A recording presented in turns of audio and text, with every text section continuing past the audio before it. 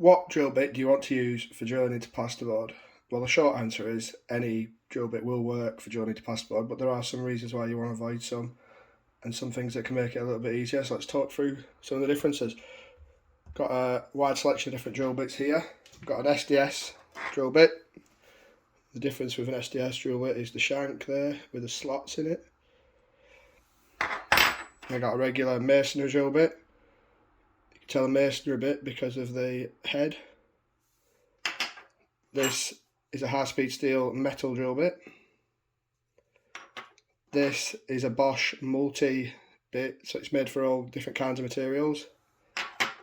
And this is what you call a spade bit. This is a big spade drill end.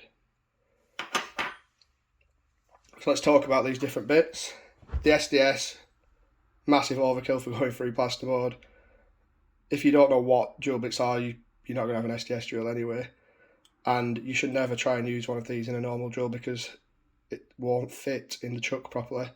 And then you end up drilling weird sized holes. Now the masonry bit, this is what a lot of people say to use for plasterboard. It's for drilling into brick, concrete or any kind of masonry. The high-speed steel drill bit is for drilling into metal. You can obviously use it to go through plasterboard, it'll go through no problem. This multi-bit is for plastic, metal, masonry, so obviously that will work well on plasterboard.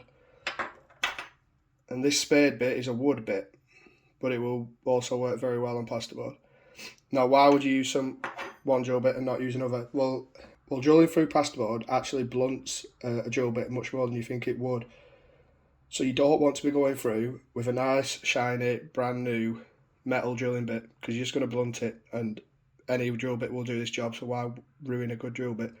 So what you want to do is try and find an old bit, maybe like this multi-material one. You can see it's been through the wars a bit.